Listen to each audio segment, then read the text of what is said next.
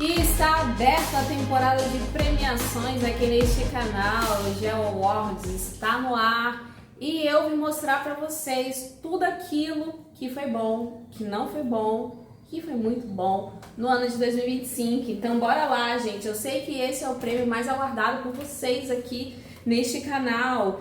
Eu vou mostrar para vocês, aqui são 10 categorias e todas criadas por mim.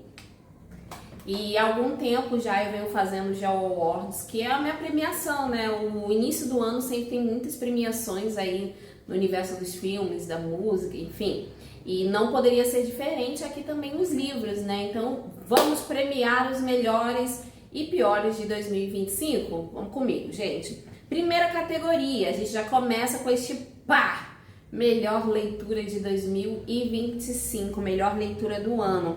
Eu coloquei aqui O Retorno do Rei, do Tolkien. É o último livro da trilogia O Senhor dos Anéis. E eu fiquei alucinada. Foi assim, meu Deus, que experiência maravilhosa.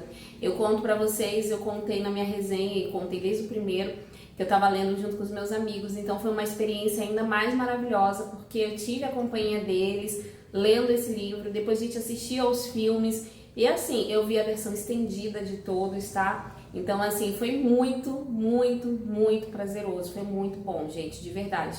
Então foi uma super experiência, e O Retorno do Rei de toda a trilogia pra mim foi o melhor de longe. Ele tem tudo e mais um pouco, tem romance, tem aventura, tem a parte fantástica, tem guerra, tem a gente ficando sem fôlego, tem de tudo, tem treta, e tem final feliz, que é o melhor. Então, assim, pra mim, de longe, é o melhor livro da trilogia e eu amo de paixão. Agora, segunda categoria, pior leitura do ano. Não poderia ser outro, galera. Um Amor Incômodo, da Helena Ferrante. Eu não gostei desse livro, ele foi, assim, pra mim, uma das... Ai, meu Deus. Uma das piores aquisições que eu fiz, né? Eu comprei porque eu queria conhecer a autora. Muitas pessoas tentaram justificar pra mim assim, mas isso, tem aquilo outro. Gente, eu vou também pelo meu sentimento, né? Eu entendo quem gosta, entendo quem gostou, mas eu não gostei. Ponto. Começa por aí, né? Ninguém é obrigado a gostar de tudo. E a sua opinião de não gostei já é válida, certo? Concordamos aí? Mas eu tenho os meus motivos para não ter gostado. Eu falo sobre isso lá na minha resenha, né? Tem a resenha desse livro aqui no canal. Mas principalmente, ela me fez odiar os personagens. Eu não gostei dos personagens. Tem todo ali um lance dela com a mãe. Eu acho que se eu tivesse um relacionamento ruim com a minha mãe, talvez rolasse um pouco mais de identificação aqui. Mas como eu tenho um relacionamento excelente com a minha mãe, as coisas que ela faz aqui dentro desse livro pra mim são absurdas. Então, ainda mais com todo o desfecho que tem no livro, é mais absurdo ainda. Então, não rolou. Pior leitura, sem dúvida. Agora, um livro que vai agradar todo mundo. Eu escolhi Conclave. Por quê, gente? Esse também foi uma leitura em conjunto com os meus amigos e foi divertidíssimo. E a gente leu durante o período do conclave real, né? Acho que a gente finalizou, eu finalizei antes, a gente finalizou um pouquinho antes e logo em seguida teve o conclave real, que é a escolha do próximo Papa, né? Do novo Papa. Mas enquanto a gente estava lendo, foi interessante porque a gente foi criando várias teorias, a gente foi conversando sobre aquilo dali, e foi um livro que acabou agradando todo mundo, né? Não teve uma opinião assim negativa. Teve óbvias críticas ao livro, mas não teve ninguém que tenha dito assim, eu não gostei, eu odiei esse livro, não serve, não presta, sabe? Não, então é um livro que eu acho que vai agradar todo mundo, apesar de toda a polêmica que ele tem, né? Mas ainda assim é um livro bem bacana, que foi muito bom de ter lido. Treta atrás de treta, hein, galera? Muito bom. Agora, um livro para emocionar, eu escolhi As Aventuras de Huckleberry Finn. Esse daqui também foi um ótimo encontro, eu já estava querendo ler esse livro há um bom tempo. E conforme eu ia lendo, várias coisas aqui dentro desse livro foram me emocionando, né?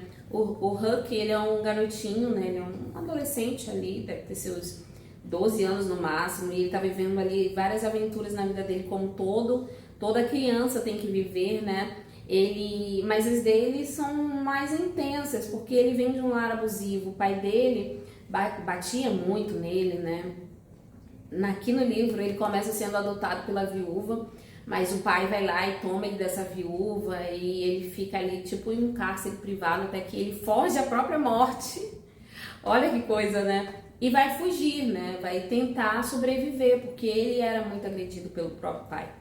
Então, a gente já tem aqui a violência, né?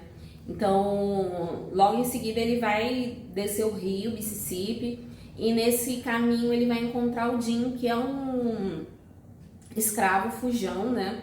Aqui nos Estados Unidos, nessa época, ainda estamos com a...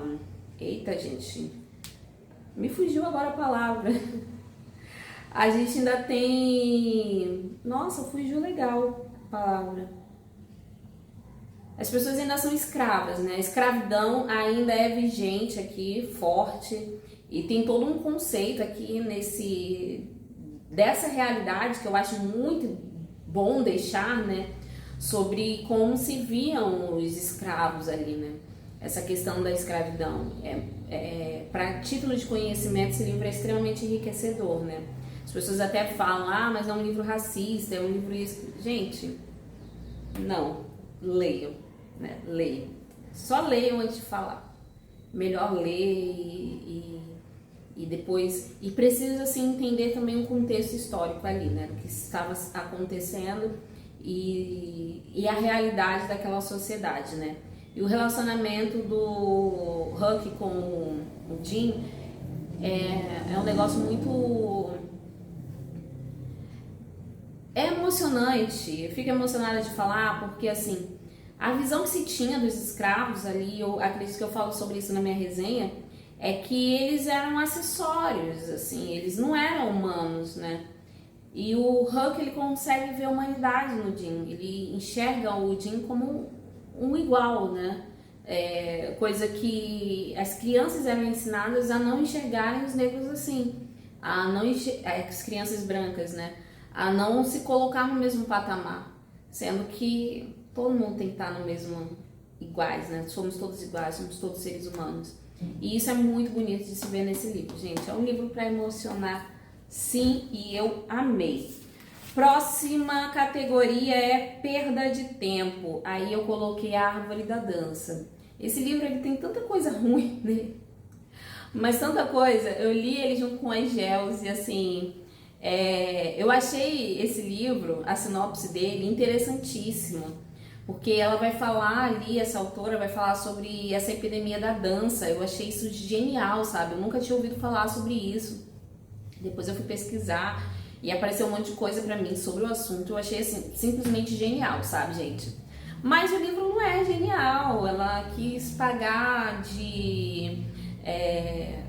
enfim, um monte de coisa que não tem nada com nada, sabe? O livro não é bom.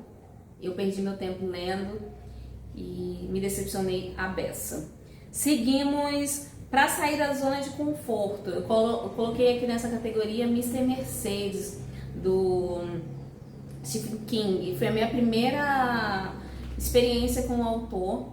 E eu sempre relacionei o King aos livros de horror, né? Então não é um gênero que eu gosto.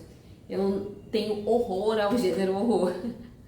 Então eu sempre fiquei muito afastada do autor, né? E ele não escreve só horror, ele escreve também muito suspense. Ele é muito bom nessa parte, né? Então o pessoal tinha colocado um livro dele para ser lido, né, no nosso Goodreads e decidimos por começar com Mr. Mercedes. E eu achei muito bom, gente. Me tirou da minha zona de conforto. Não totalmente, porque o suspense é um gênero que eu leio, que eu gosto, mas me tirou da zona de conforto por ser um autor que eu evitava. E a experiência foi ótima. Eu amei e já quero mais. Agora, melhor clichê. Eu coloquei aqui E Viveram Felizes para Sempre, da Julia Quinn. Esse daqui é Os Bridgertons 9, né?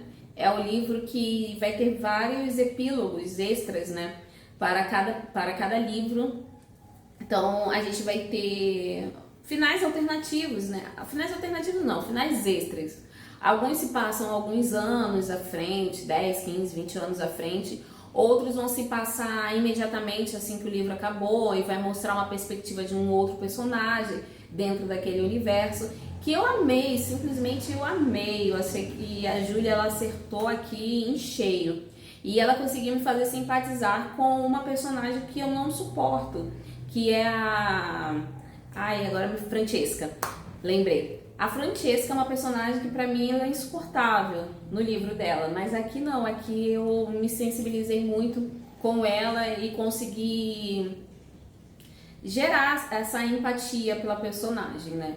Então foi muito bom. E aqui ainda tem um pouco da história da Violet, desde quando ela era pequenininha, assim, um compilado de várias passagens da vida dela até ela chegar à idade bem idosa. E assim, gente, é linda, a história da Violet é maravilhosa e eu indico demais isso daqui para quem é fã dos Bridgertons, ainda não leu os livros, só leia. E quem é fã ainda não leu esse daqui, você vai se emocionar pra caramba. Foi um reencontro que eu tive com os Bridgertons anos depois e foi muito especial, gente, indico demais.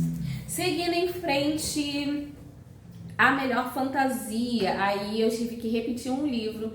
Eu coloquei novamente O Retorno do Rei, mas eu poderia citar aqui toda a trilogia do Senhor dos Anéis, que pra mim foi assim, ó, esplendorosa, né? Mas O Retorno do Rei foi o livro que eu finalizei nesse ano de 2025, então ele entra lá como a melhor fantasia lida em 2025. E seguindo, esperava mais um livro que eu tinha muitas expectativas e que eu esperava bastante, mas que me decepcionou, que foi Mansfield Park. Tem bastante gente que gosta muito desse livro, até quando eu postei sobre ele, algumas pessoas se pronunciaram dizendo que gostavam muito, mas eu não deu certo pra mim. Não fluiu, não funcionou, não foi aquilo que eu imaginava, então assim foi um pouquinho decepcionante. Mas tá aqui, né? Mansfield Park eu esperava bem mais. Agora só me falta um livro da Jane para ler todos aqueles que ela publicou. Vamos ver se o último... Já me falaram coisas negativas do último que me falta ler, né? Mas sei lá, né, gente? A gente tem que ler e criar a nossa própria opinião sobre. E por último, vale uma releitura. Eu escolhi colocar esse livro aqui, Os Perigos de uma Fé Superficial, do A.W. Tozer. É um livro cristão, com essa temática cristã, e que eu acredito que eu irei revisitá-lo em vários momentos da minha vida. E por isso eu coloquei ele no Vale uma Releitura, porque eu tenho certeza que em algum momento eu vou reler este livro. E é isso, meu povo. Todos os livros que eu falei aqui nesse vídeo já tem resenha aqui no canal. Eu vou deixar o link de todos eles aqui na descrição.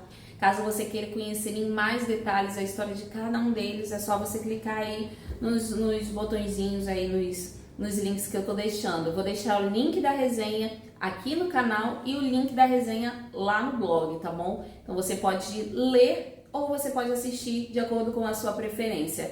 Beleza, meu povo? E também vou deixar o link de compra de cada um deles. Até dos piores livros eu vou deixar o link de compra, que vai que você se interesse, né? E, enfim, cada um com o seu gosto. Não tem problema você gostar daquilo que eu não gostei. A gente continua amigo e a vida segue assim.